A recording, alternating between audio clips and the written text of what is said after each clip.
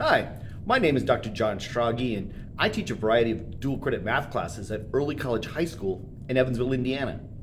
During the lockdown in 2020, I thought hard about how I was teaching classes like trig and calculus, and I realized that for me and my students, I wanted to teach these things more like piano lessons and less in the direction that many math teachers are going these days. And by that I mean there's sort of a trend toward less homework and less independent work. And that might be fine, but it didn't work well for my students who are all college bound and mostly interested in pretty technical stuff. They were going to need math for the rest of their lives, and I wanted them to be fluent in it, practicing it every day in the same way that a piano teacher would expect the student to be at the keyboard every day. But this was clearly going to be generating far more paperwork and homework than I could possibly keep up with grading. I needed an online self-grading homework system that matched my teaching style, my students, and our needs.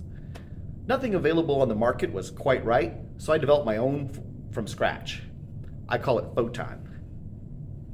The overall innovation process here was to create an underlying engine that produces individualized problem sets for each student.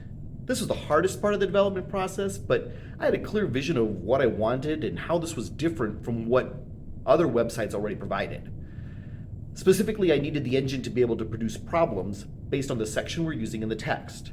The problems needed to flow in a sequence that builds skills for students as they address harder and harder problems.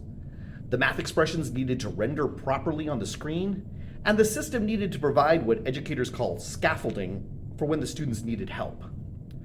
I wrote and tested scripts for the engine for a long time during the lockdown trying to get this to work. And obviously, lots of things didn't work at first. Some were technical problems, mostly relating to the fact that I had never actually created a website with CGI scripts before.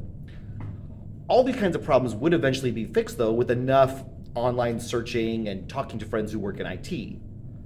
Other problems were more fundamental, having more to do with the ways in which students would use the system differently than I expected.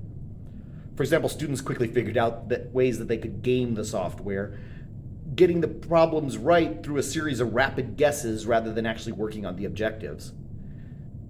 I had to talk to the students and find out what they were doing, and then adapt the software to slow the students down and force them to spend more time on the problems.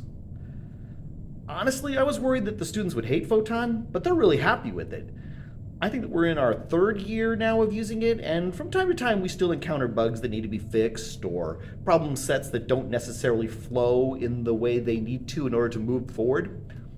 But the website now has buttons that the students push when there's a question that seems wrong or unhelpful, and I use that feedback for that button to adjust how Photon works from semester to semester.